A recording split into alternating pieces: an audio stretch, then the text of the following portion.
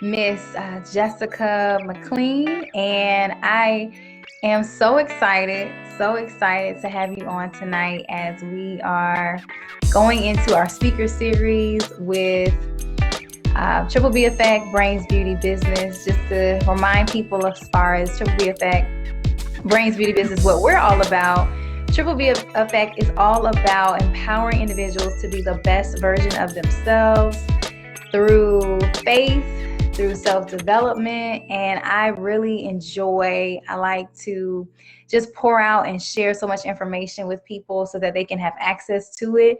Now, what you do with the information, of course, like anyone, that's on you, but we want to make sure that the information is available. And so I have here with me Miss Jessica McLean. I first learned about her from, I think we just connected on Facebook, just your social media page is so encouraging. And I was just taken away by just the information you were putting out. And I really enjoyed just the transparency in what you were sharing. And I felt like, financial literacy, just information about wealth, money is definitely something that we all need, but especially our community. And I just thought, I need to get this young lady to come and just share and talk because it would be just amazing. I really wanted to quickly read her bio because she just has just a wealth and a depth of knowledge. This is Jessica McLean. She is a holistic success coach, helping powerful, ambitious women entrepreneurs thrive in their businesses and lives. In her 10 plus years as an educator, coach, and entrepreneur, Jessica has found that many successful, high achieving women create lopsided lives where they are succeeding professionally and struggling personally. And when that happens, those personal struggles creep into their business and impact their productivity, energy, focus, and bottom line. Her inner power process is a 3-pillar framework that helps women bust through their internal blocks to success so that they can achieve their multi-million-dollar dreams while thriving in their relationships and their lives. And I just love, how she succinctly but powerfully put it. And I want her to just share how she got started in as far as just being this great holistic success coach, which, there are a lot of coaches, but you don't hear holistic success coach. So without further ado, this is Jessica McLean, and I would love for her to share her story and how she got started. Absolutely. Thank you so much. You're welcome. So I got started on this journey really some years ago. So I had a mentor that taught me about investing and really how to build wealth, which was so powerful because wealth, I truly believe that wealth, particularly financial prosperity, is such a powerful tool and weapon against oppression. Mm-hmm. And there is so much that we as a people have suffered in this country and across the world. And so the more we can grow and expand financially, the stronger we can be and the more we can influence the world for the better. And the more we can lift each other up. So having her really to support me, she introduced me to the work of Robert Kiyosaki, Rich Dad, Poor Dad, the cash flow game, which taught me about like different ways of building wealth, stocks, real estate, business ownership. And so I was like, okay, this is what we gonna do. So I actually had a dream of being a teacher. So I wanted to be an elementary school teacher because that was my dream, it was my jam. But I was like, what I'm not gonna be is a broke teacher. Okay, like I'm not gonna be out here, like, teaching in the daytime and then working at the restaurant down the street at night because I can't pay my bills. This is not how it's gonna be. So I used what she taught me and started investing in real estate. And so I was in the real estate game for several years. And then it came to a point where it was time for me to retire from my job. And I sold my property and literally, girl, I made 6 figures in a day. Like wow. It was bam. Like it was, like it felt like like it was exciting. And also, the funny thing that people don't realize is that when you make a shift like that, when you make a financial transition like that, especially when it happens quickly, what we don't realize is that it feels good for a minute. And then all of a sudden, all of your stuff comes up. Like whatever your relationship with money was before that money came in, it stays the same and it just gets amplified because money is a megaphone. It's not like something that changes you. It just amplifies who you are and how you already live, how you behave, the choices that you make, how you feel about money, your relationship with money, your relationships with everybody else in your life. And so for me, what happened was all of the money issues that I had as a child. So all of the fears that I had around money, the fear of lack, the fear of scarcity, the fear of going broke, like all of those fears that I had, they popped up real quick and with a vengeance. So having all of this money, I was afraid of losing it. And that really almost caused me to, I like to say, set it on fire. But I was like trying to buy stuff I didn't need, like put money to like buy myself a house that I didn't need. Like I was literally looking at buying a 3-bedroom house and I was a single woman who lived by myself. Like what was I going to do with all that space? You know, I didn't need it. Wow. It was literally just my subconscious mind, like trying to get rid of my money in whatever way possible. I was like, let me buy a car, let me buy this, let me buy that. And like, fortunately, like thanks be to God, I had done enough personal development work that I could see myself, like I could see outside of myself and I could see myself like trying to self-sabotage. And I was like, oh, wow. So I was able to break one, but it let me know like I had a lot of work to do around my relationship with money so that I didn't continue going down this path. And so I dug into studying that. I dug into studying, into researching, into taking courses, reading books, into learning, working with coaches on my money mindset. And as a result of all of that, I ended up, instead of blowing through all of my money on stuff I didn't need, just trying to get rid of it, I turned that into moving across the country and pursuing my purpose of becoming a life coach, which is what I'm doing now. So it was really like a journey. It was a journey, but it taught me some stuff about money, you know, that really a relationship with money is about more than just making it. Once it comes in, there's more to the story, right? Right.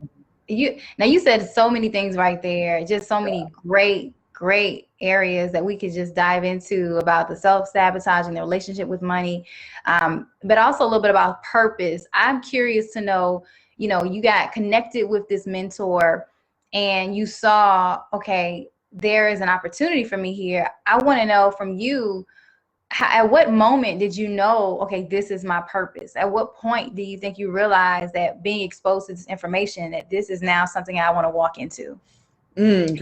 Girl, I feel like it wasn't so much a moment as it was a journey. It was a process. Once I retired from teaching, I spent quite a while going, God, what do I do now?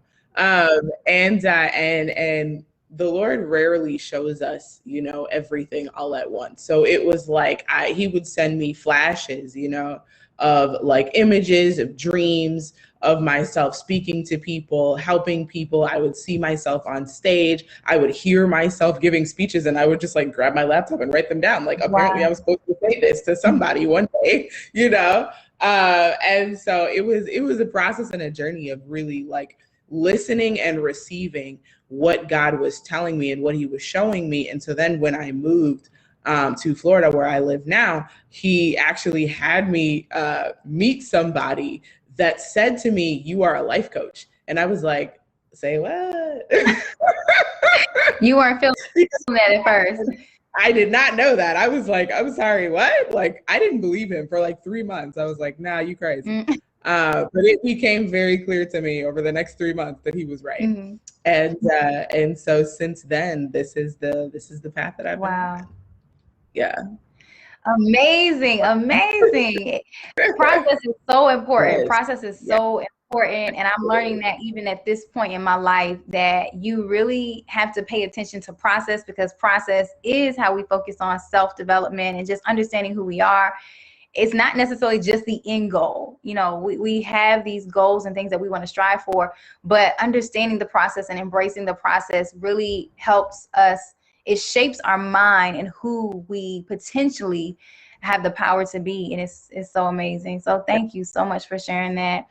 So we all know that we are in the second month of this year. Time is already flying by. Today is February 8th, 2021. I got to remind myself to say 21 because 2020 was just so crazy.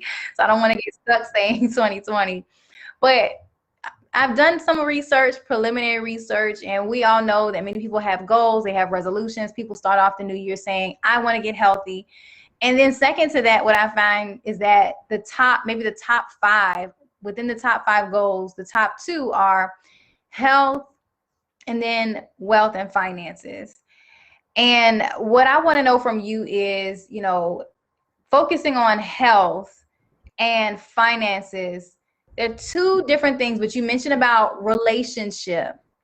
What have you seen to be maybe the biggest obstacle with people dealing with their finances when it comes to, you know, setting goals or, you know, being holistic with finding that wealth or that wherever they are? What has been the biggest obstacle that you've seen in your opinion? So the biggest obstacle that I see, that I think is really the biggest challenge in every area of life, is seeing, sort of having some tunnel vision around what it actually looks like and what it means to build wealth.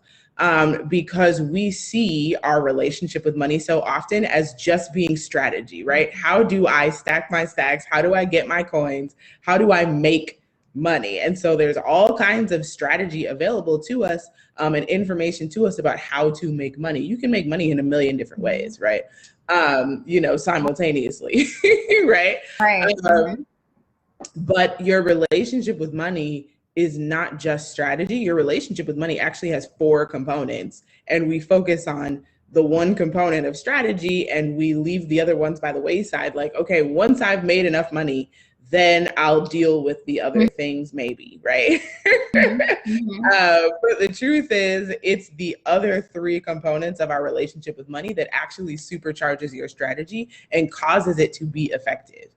And so it's really leaving the other 3 aspects of your relationship with money behind, which I realize I haven't mentioned them, so I will. So the 4 components of your relationship with money are your money blueprint, which is your beliefs about money, about yourself, and about rich people. The second is your money container. So we all have a certain amount of money that we are mentally and emotionally able to handle. Like literally your nervous system will freak out if you make more than this, which is what happened to me 4 years ago when I almost blew through, 6 figures.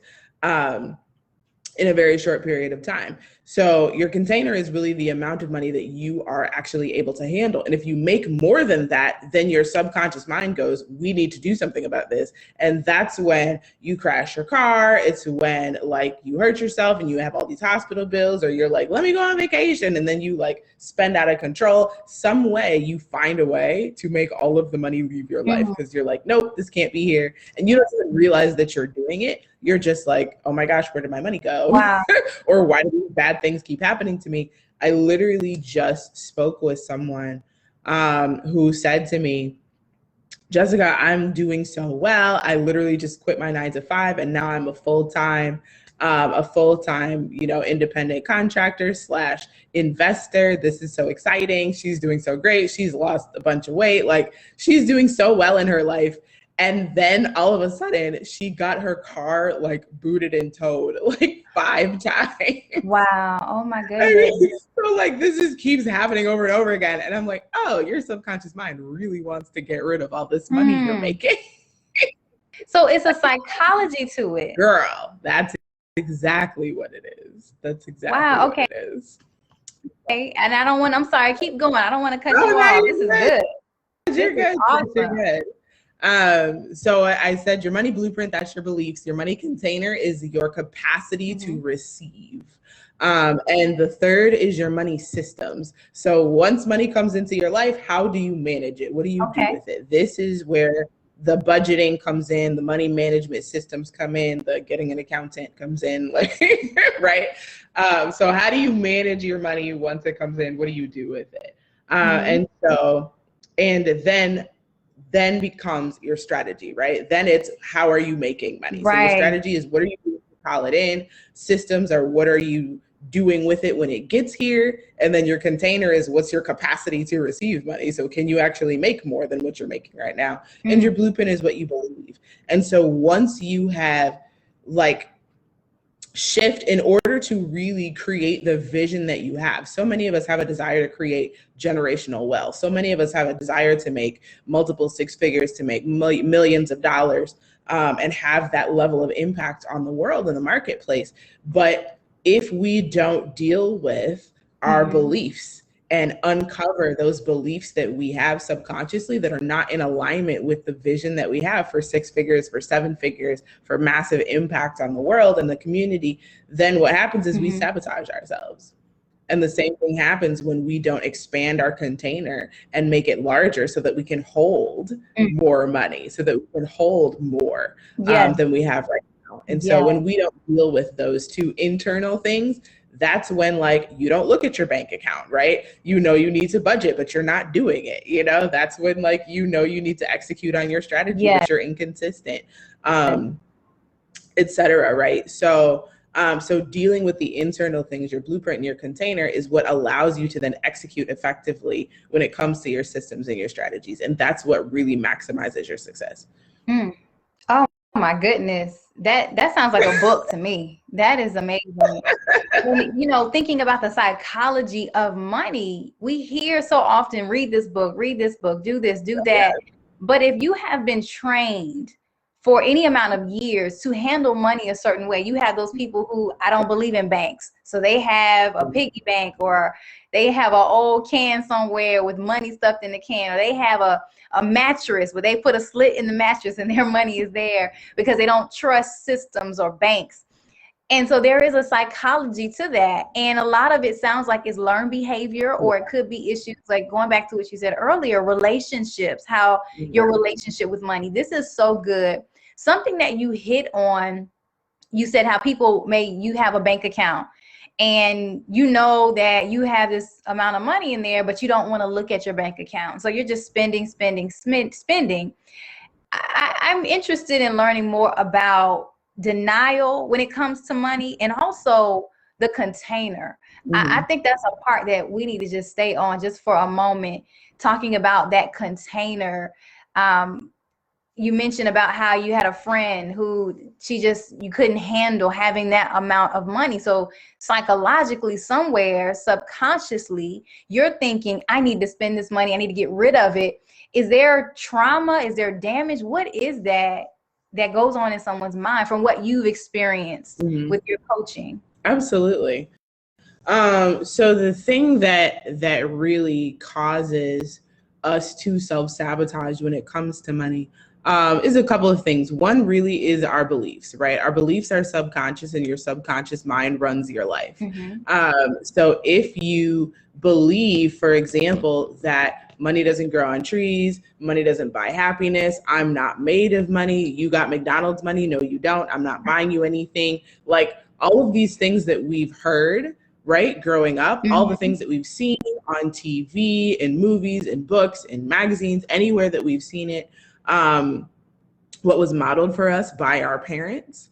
So all of those things lead into our subconscious beliefs about money, the things that we decided without even realizing it when we were somewhere between 0 and 8 years old. And we've just been believing them and then living them cyclically ever since.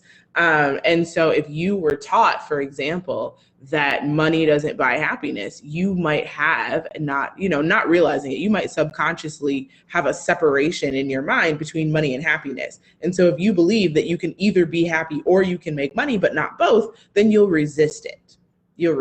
And so I literally coached somebody a couple of years ago who she was taught as a child, because of the modeling from her parents, that happiness and money didn't go together. So they literally gave up on having a life of financial prosperity in order to be happy. So that's what they taught her, that you have to give up money to be happy.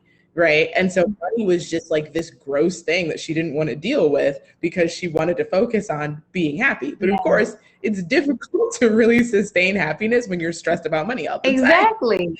And so, girl. And so what we did in our coaching session was we untangled that issue and we reconnected money and joy for her. And when we did that, literally, she got a new client in like a week. Like it was, and I mean, like a $10,000 client in a week. Like it was amazing to see how quickly she was able to shift that when we shifted that belief. And so it's those beliefs, those subconscious beliefs that we have that cause us to resist, right? To resist or repel the money that we consciously desire to create. So it starts with our beliefs, right? It starts with our beliefs. Also, our beliefs about rich people. If you believe that rich people are evil, if you hate Jeff Bezos and everybody that's in his same echelon, you know, like, but for real, like I can't even tell you how many people I've seen that are like hating on Tyler Perry for being a billionaire and hating on Jeff Bezos for being a billionaire. And the thing is, like, while there are things about them that we might not agree with and the choices that they've made that are not necessarily choices that are good or wise or helpful to the community or whatever, in spite of all of that, the reality is that they created something that helped people. Right. Because the only way that you can become a billionaire is by doing something that helps people. Tyler Perry made a lot of people happy. He's made a lot of people laugh. Like I've seen several of his plays and look, okay. The singing is amazing. The actors are hilarious, right? Like he was rich before he made his first movie because he shot that movie in his own mansion. So like all the money he made off of those plays, like making people laugh. Like, I don't know if you've seen the original Why Did I Get Married? The play, but girl, it's funny. He made money helping people, right? Same with Jeff Bezos. Jeff Bezos has not only allowed us to, you know, get things that we want in 2 days or sometimes the same day, like things you can't get in the store. He's also made people, other people millionaires, right? All the people that have self-published their books that don't have to wait on Random House publishers to publish their books for them or whatever, but now can just self-publish and be like, I'm a published author, like just like that. Like it can happen so fast, you know? And like there's so much that he made possible. All the delivery drivers that have jobs, all the people, you know, that work in fulfillment and everything. So like they made money by helping people, by providing a service. So you can hate them as much as you want to, but understand that when you hate rich people for being rich, what you're saying is wealth makes you a bad person, and you will resist wealth if you believe that wealth makes you a bad person or that wealthy people are bad, right? So it's recognizing those beliefs within yourself and saying, okay, clearly I need to change this if I want to be a person that is creating impact at that level. So that's really like the root of it. When it comes to avoiding looking at your bank account, or sometimes people will avoid paying their bills until they're late, or forget about them, etc., not manage their money, overspend. A lot of that is rooted in guilt, shame, or fear. Usually fear. Fear is the deepest one, but guilt, shame, and fear are really the three emotions that cause us to resist money or resist managing our money, resist making money, resist looking at our bank accounts. There is guilt, shame, and fear. And so the key to really shifting that is uncovering, right, the guilt, uncovering the shame, uncovering the fear. And that's what makes money conversations so uncomfortable. Yes, this is so good. This is so good because let me tell you, it's so much that you've said that I feel like it can be applied in so many different areas. You know, money and your job, money in your household, money in your marriage. And people don't want to have real, raw conversations. I remember when my husband and I, when we were engaged, you know, we were going to marriage counseling and just talking about certain things with the pastor. And we put a lot of things on the table. And, people have certain perceptions about what a relationship is supposed to be like and what a marriage is supposed to be like. And one of the things that I've found is that and I even back before I was even engaged, before I was dating, when you talk to people about what their expectations are in a relationship or with marriage and dating, people they've never sat down to talk about expectations. So you go in saying, I like you, you like me, let's make this work. But it doesn't work like that. And I think what you talked about just in these few minutes, 8:30, we've only been on for 30 minutes or so, is so key, because we don't want to have the real conversations. But then when the issues come up, that's when there's just struggle. There is animosity. There's problems because people don't want to have the conversations beforehand. I remember being put in an opportunity. I was working as a self-employed contractor with the Navy, and I worked under a chaplain, but my main position was offering workshops and I wouldn't even call it counseling, workshops and just information for those individuals who were dating, preparing to get married, families, relationships. It was all about building relationships. And a lot of people were seeking premarital counseling. And that was a number one issue that I think we talked about. There was no concrete understanding of expectations. And so you think about that when it applies to money, and all the people who are not having conversations about money. All you know is that he looks good, she can cook, he makes this amount of money, but you haven't talked about what are they doing with their money? What's their plan for money? Are they saving? So this is so good. I love how you talked about the different areas, the money blueprint, the money content. I was taking notes. I had to take notes. I'm a note taker. So this is just amazing. And then talking about the guilt, shame, or fear, because I was going to ask you, what is the process? But that's it. You just answered it in a nutshell. And the rest of it, people are going to have to contact you for it, because when I think about guilt, shame, and fear, that also, it applies or is similar to our walk with Christ. How sometimes we're not willing to make that first step. We're not willing to have that covenant, that relationship, because of guilt, shame, or fear. That is just so tremendously powerful to me, and it speaks in so many ways. And I'm hoping that it's speaking to our audience tonight. I don't see anyone with questions yet, but we're going to keep on going, because that right in itself, that's an onion that can be peeled. Talking about guilt, shame, or fear. What guilt do you have about money or spending your money? Or what shame is attached to money? What fear do you have about money? And I love what you said about people and their biases regarding the rich, because oh my goodness, I've met several people who would make comments and say, well, the rich, they're taking everybody's money and they're doing this. And I'm thinking to myself, that may have been my thought process maybe 10 years ago or even 20 years ago when I was ignorant.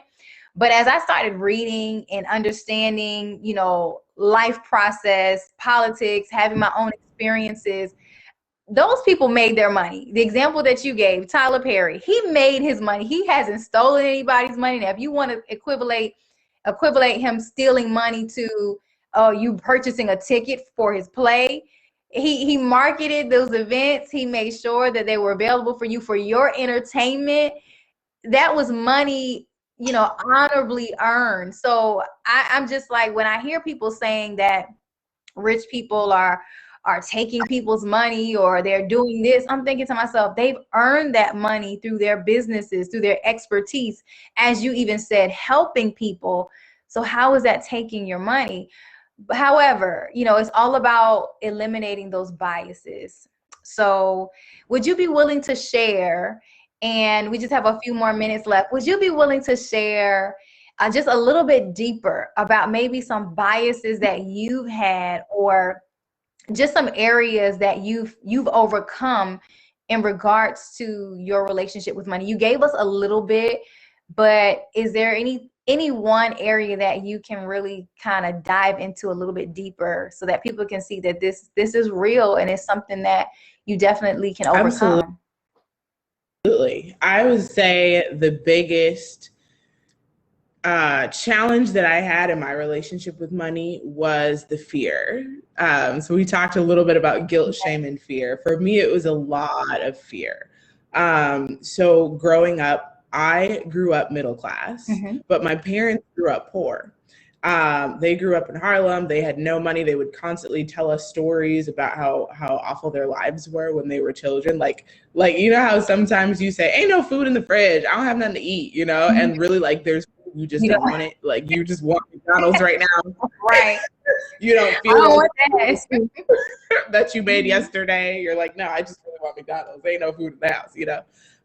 So when my parents were growing up, when they said ain't no food in the house, like literally there was nothing in the fridge except like some mustard and a piece of bread, like, you know. And so growing up not having the experience of that, but growing up in a household where that was sort of the generational like passed down experience, that was the stories that we were hearing. And there were ways that my parents functioned and operated that I believe had a lot to do with that experience. So the number one experience I remember having as a child was the word no. No, you can't have that. No, I'm not buying you that. No, we're not doing that. No, you can't have that. I'm not buying you that. We're not doing that. Don't ever ask me for money, you know? And so I always saw money as this finite thing that I was always going to run out of, and I could never ask for more. So I just had to sort of hold on to it for dear life, because if I let any of it go, one day I was going to run out and I was going to go broke and I was going to starve. And so when I went into the experience of selling that property, of making all the money in real estate, like I experienced those fears magnified.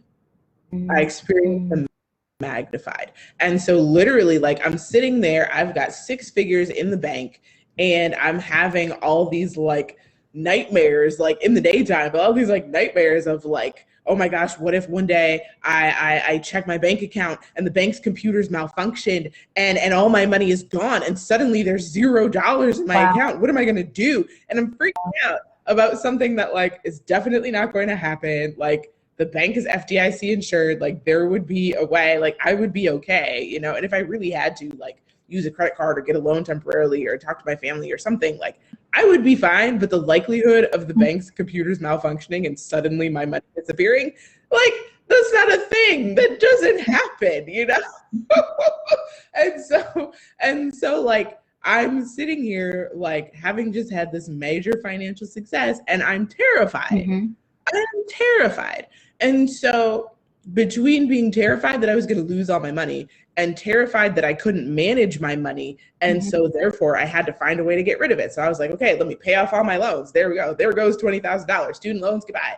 And then it was like, what else can I spend this on? Let me go buy another property. Let me go buy myself a house I don't need. Let me go buy this. Let me go buy that. Right? So the impulse to sort of set my money on fire really came out of fear, the fear that I was going to run out of money, because the more money you have, the more you have to lose, right? So the fear that I was going to run out of money, and the fear that I could not handle the money that I had, really was rooted in the fears of scarcity and the fear of lack that I had growing up as a child, right? So that was really the biggest money mindset hurdle that I had to overcome in that experience and making that shift, right? Understanding that like money is abundant, that money is a renewable resource. It's not like a pile of rocks. If you take off a rock, now there's less rocks. Like, money is not like that. Money is like a river that just sort of like, it's like a lazy river, like at a water park, you know, where the water just kind of floats around in circles. Like, money is like that. That's how money works. It just keeps going around in circles, you know, like you spend money and then other people spend money and you spend money, like pay people for stuff, and then people give you money because they pay you for stuff, and it just keeps going around and around. Like, that's how it works. So if you want more money, go make more money. Like, that's it, you know? It's simple. It's not easy, but it is simple, right? The concept of it is very simple. And so I had to really just shift into the mindset of abundance, and also really trusting God on a greater level, because he has said so much about how he would supply all of our needs according to his riches and glory by Christ Jesus, and how, you know, he is able to do exceedingly abundantly above all that we could ask or think. He said so much about how the blessings of Abraham belong to us.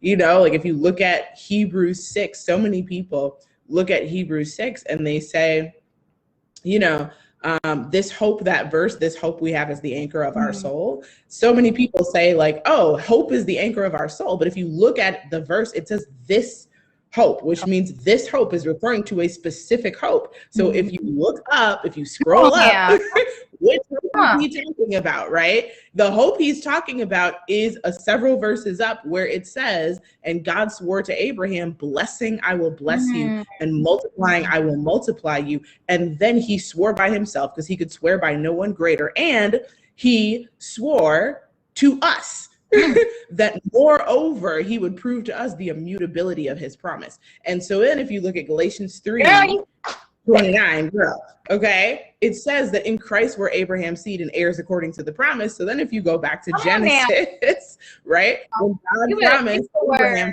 prosperity, then we know that prosperity belongs to us. So if prosperity belongs to us, then really trusting God, we don't need to be in fear.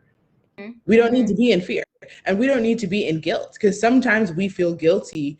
And this is the thing that happens more and more as you become more and more successful. Sometimes we feel guilty because we are having more financial success than other people around us, than other people in our community. So much of Black culture and so much of the shared experiences that we talk about and that we joke about, etc., are rooted in struggle, right? In struggle life. I've literally seen, I think a couple of weeks ago, somebody posted like a picture of like eggs and jelly on bread or something. And they said, you ain't Black if you've never eaten this. And I was like, I've never seen and this I've never in my life. What do you mean? So I guess I'm not Black. So.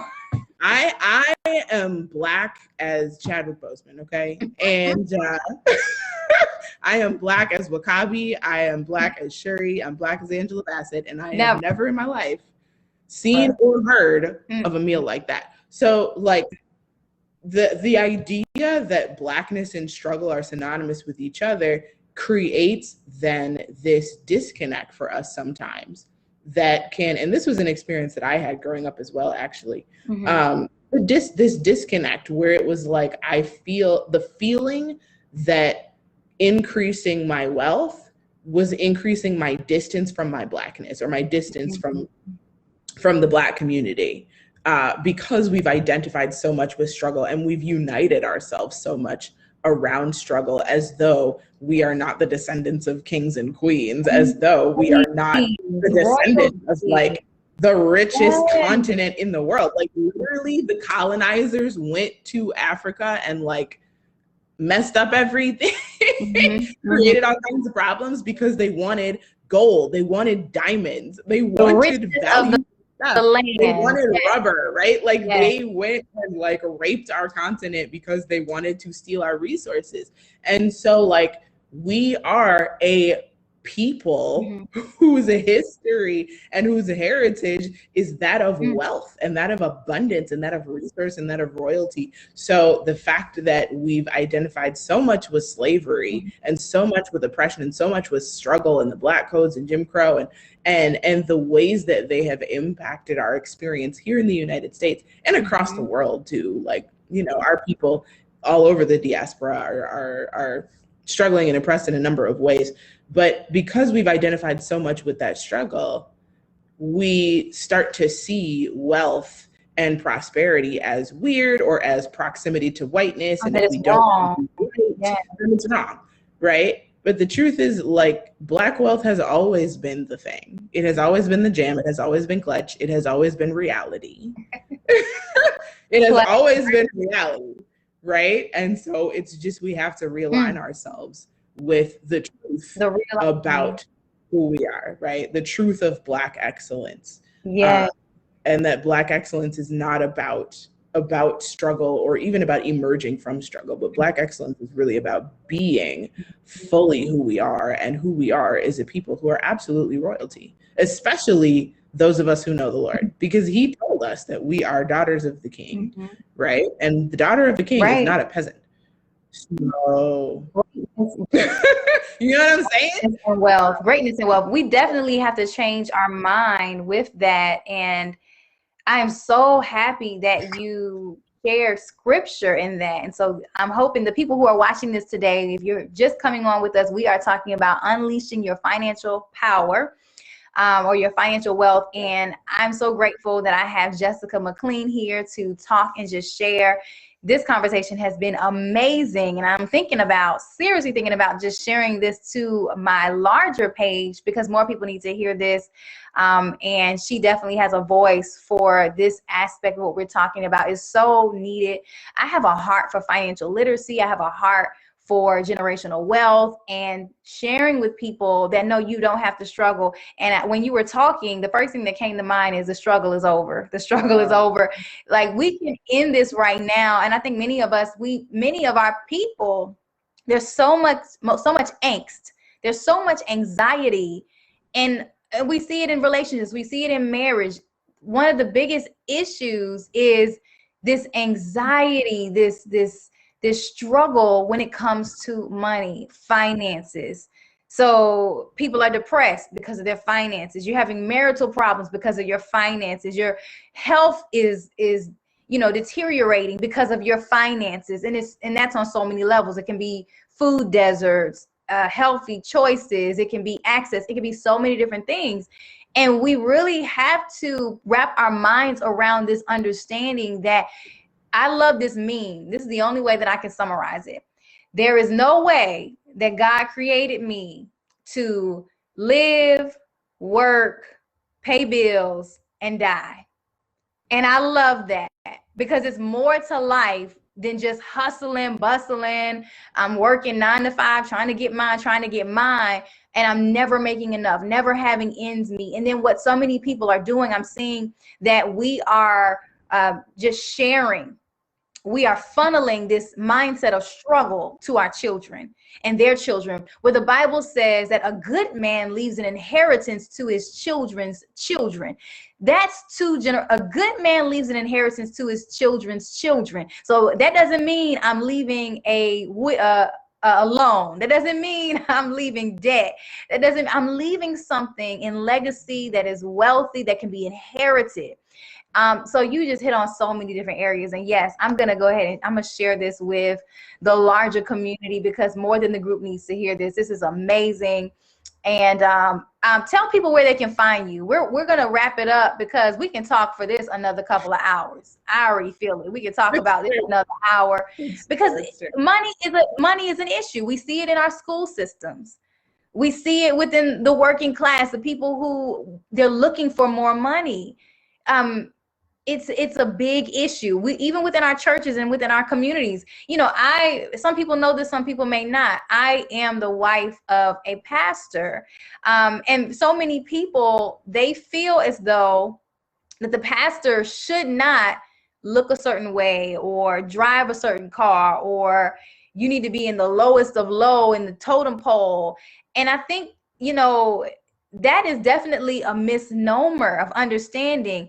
Now, we do understand that there have been people of the cloth and in the pulpit who have abused financial resources and money, and some people are flashy. And I see that. We see that.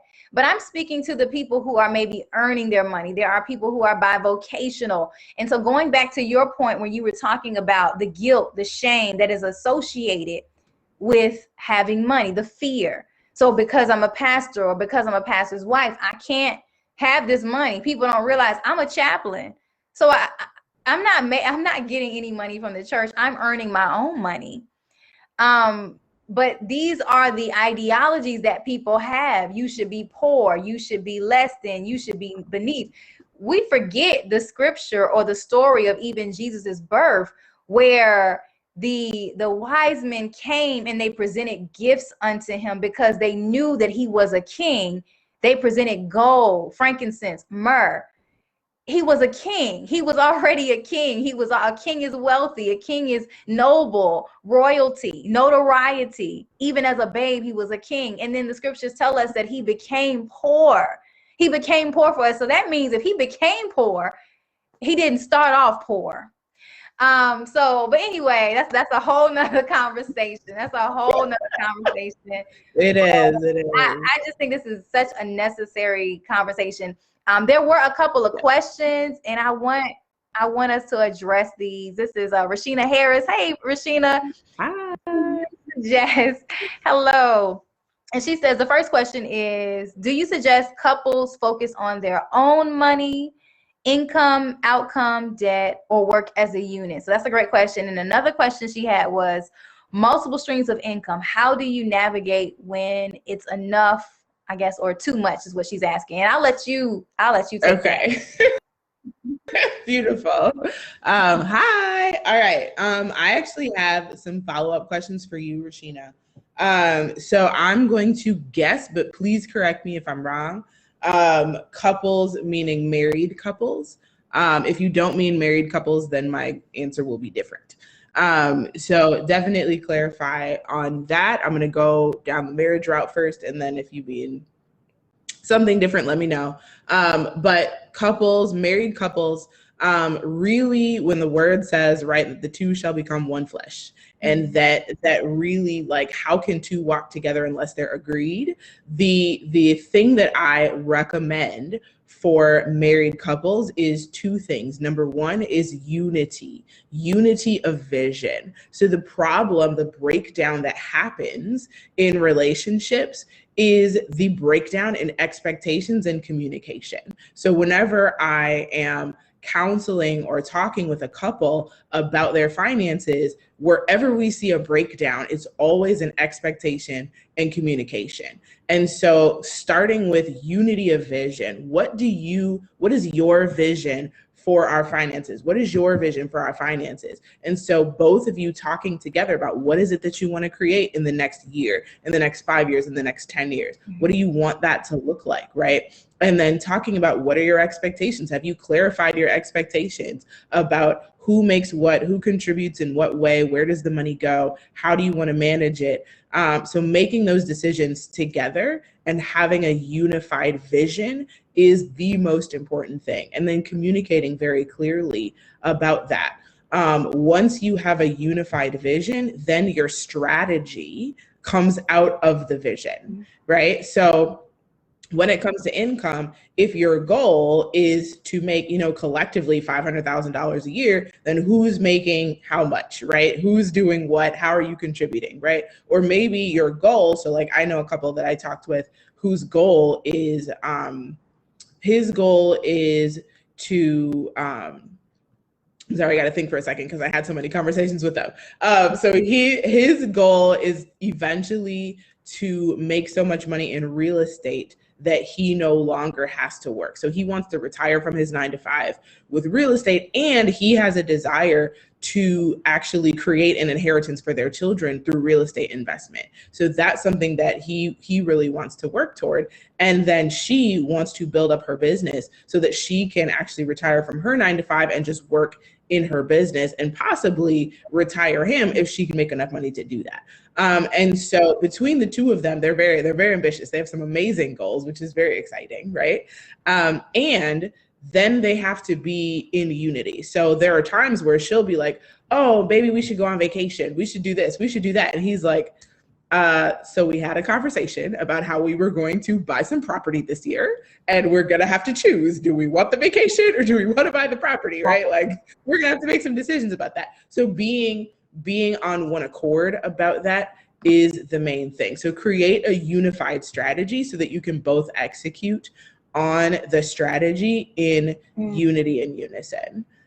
So let me know if that supports you or if you have another more detailed question, because I would love to address if there's a more specific question that you have about that. In terms of income, again, focus on what is the unified vision, and then what strategies income-wise do you need to use in order to accomplish it. And the same thing is true with debt, right? So I personally am a big fan of the debt snowball idea. So like, which debts are you going to attack? And then in what order are you going to attack them? So either you start with the smallest one or you start with the one with the highest interest rate, and then focus from there. And you can either pick like one of y'all's and go from there, or you can each do it, separately. You focus on snowballing your personal debts and he focuses on, snowballing his personal debts. But basically, ultimately, it's a question of like, what's the unified vision? Where do you want to get to? And then like, let's build a strategy from there. And then whatever your specific strategy is, obviously like I'd have to talk to you individually to like talk about really like which direction is going to serve you the best. But it really is all just rooted in that unified vision. So expectations and clarification and that communication is the thing that's going to make the biggest difference for both of you. Multiple streams of income. So this is where I have some more questions for you. You said, how do you navigate when it's enough or too much? So what I would wonder is, when you say too much, do you mean too much time or too much money or too many streams of income? Let me know what you mean by too much, because I would love to speak into that directly. While I am waiting for you to specify and let me know where specifically you want to go with that, I'll give you my general belief about it, which is this.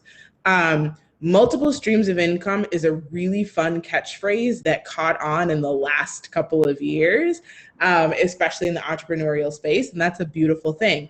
And multiple streams of income is a secondary goal. It's a point C, not a point B. Thank you. Great question. Okay. It's a point C, not a point B. So here's what I mean when I say multiple streams of income is point C, it's not point B.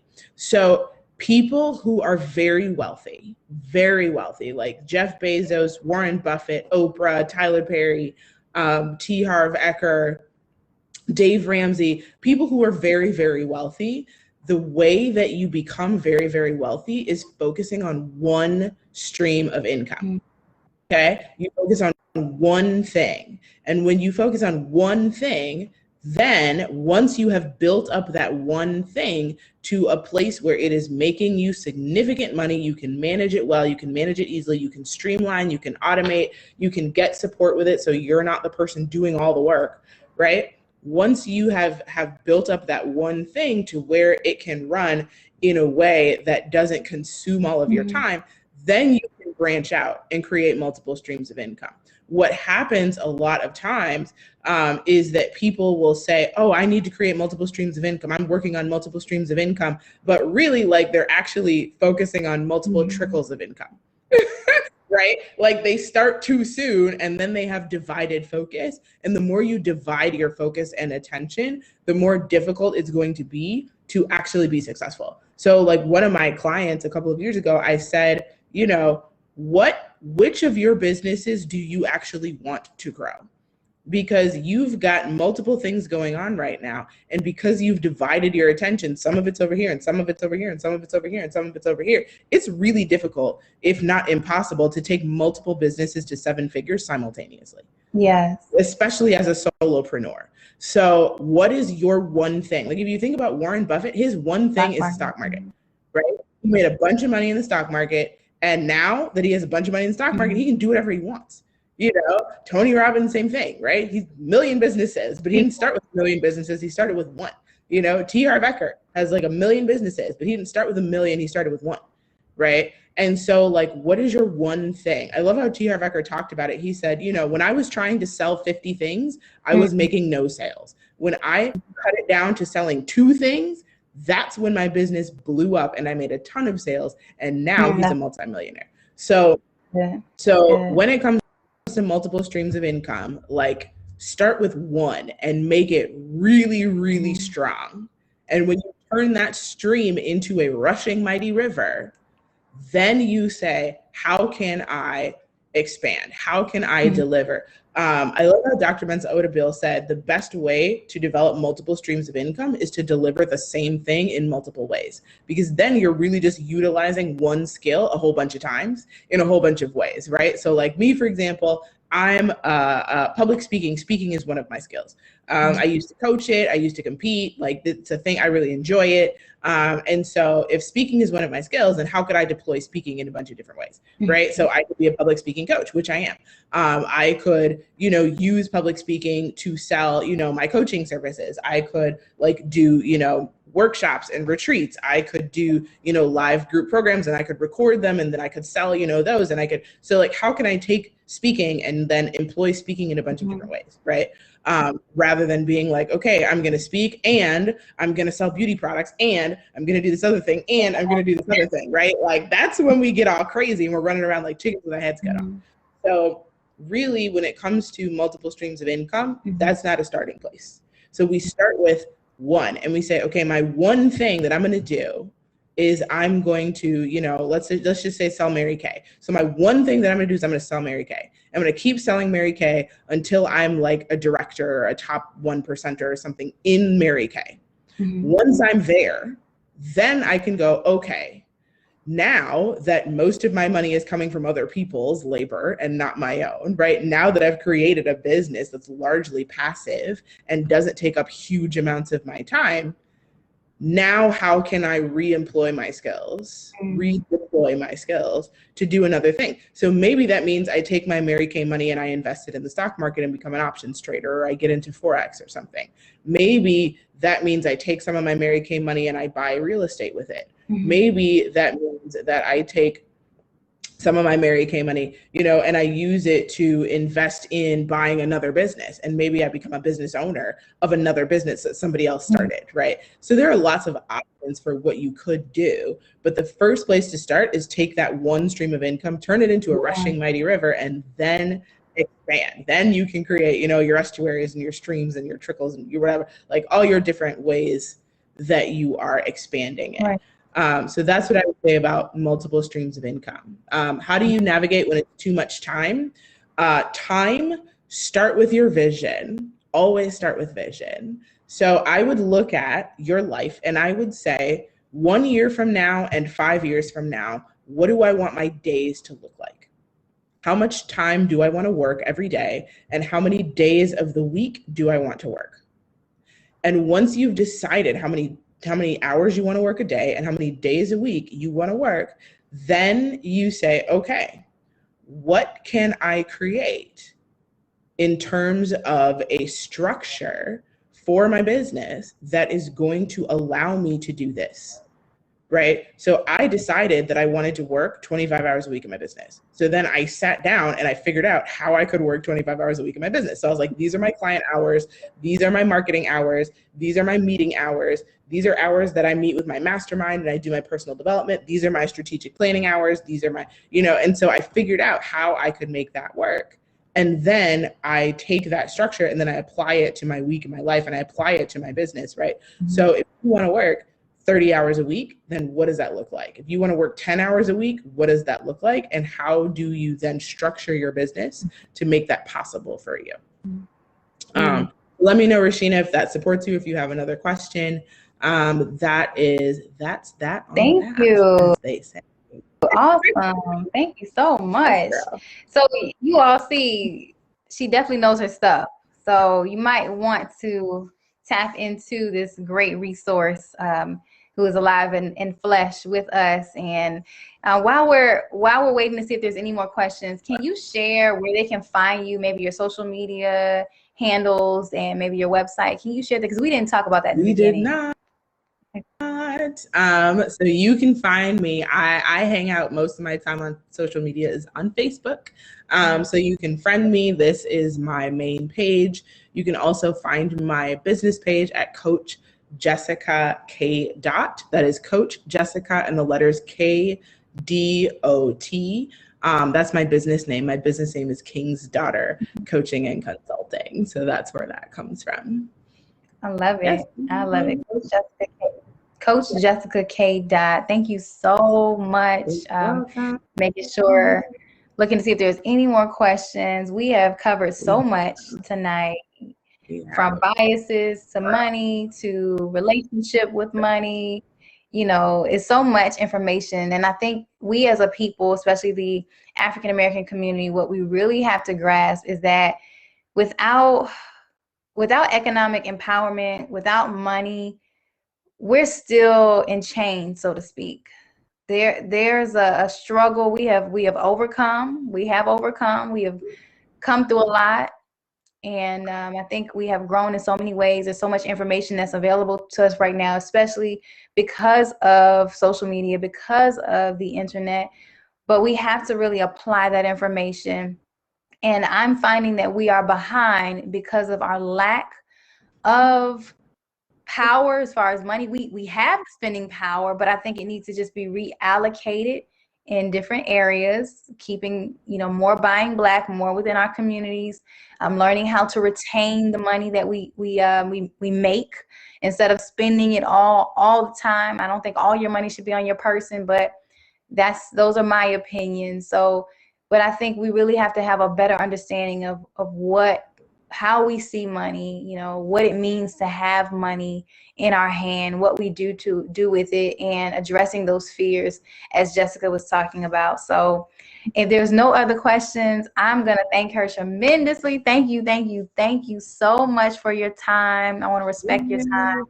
And this live is going to be available in our private group as well as on my personal page, and we're going to share it, and we're just going to keep this information, readily available, accessible. And again, I want to thank you so much for your time out in that good Florida weather, right?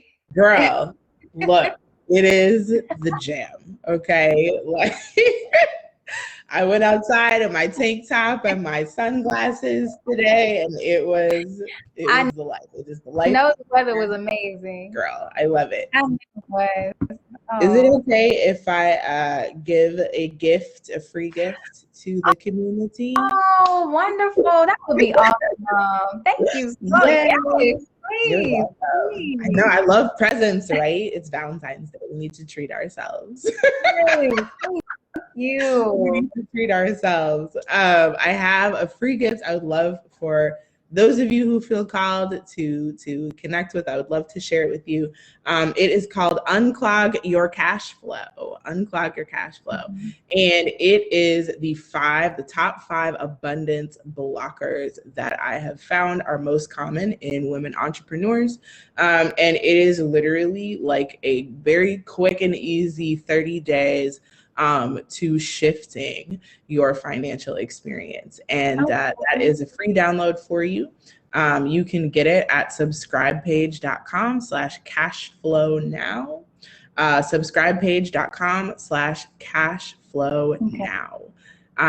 That is, it's exciting. The most exciting thing about it is that I've had women literally say to me, I did your 30-day thing for 4 days or 5 days or 7 days, and literally money just started showing up in my life. Like, checks started showing up, money just started showing up. Like, multiple women have downloaded it and said that to me. So I would love for you to check it out, to try it out, and to let me know what shifts for you. Amazing.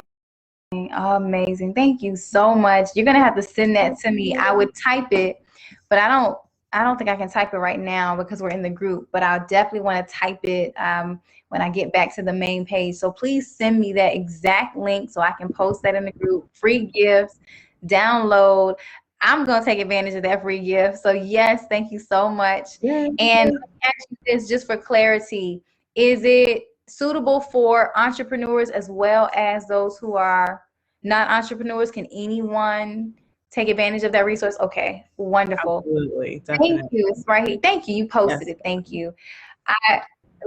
I just cannot wait. We're gonna have to have you back again, and I love this. Thank you so much. Is there anything else you want to leave them with, or I want to kind of leave them with something that's going to stick with them concerning money? Maybe there's a quote, a slogan. What's something that you really want them to get? And then we're going to say good night. All right. I would say that you are blessed to be a blessing. I really just want to speak a blessing over all of you. So I am going to bless you. You are blessed in the city and blessed in the field. You are blessed when you come in and blessed when you go out. Everything that you set your hand to is blessed. The blessings of Abraham belong to you, and God prospered him and his children until they became very, very prosperous. So it is my belief, it is my declaration that every person under the sound of my voice is blessed, and I call you blessed, abundant, and prosperous in the name of Jesus. Thank you so much. Well, I received my blessing. I don't know about you all, but I received my blessing. So thank you. Speaking the word in here. Thank you so much. We will connect again, Jessica. So thank you. This is Jessica McLean. She is the holistic success coach. You already have her information down here below. You all have a wonderful evening. We're going to go ahead and sign off. And as I always like to tell everyone, as I say, a mind change equals a life change. Apply that information. A mind change equals a life change. God bless you all and have a wonderful, wonderful evening. Thank you, Jessica.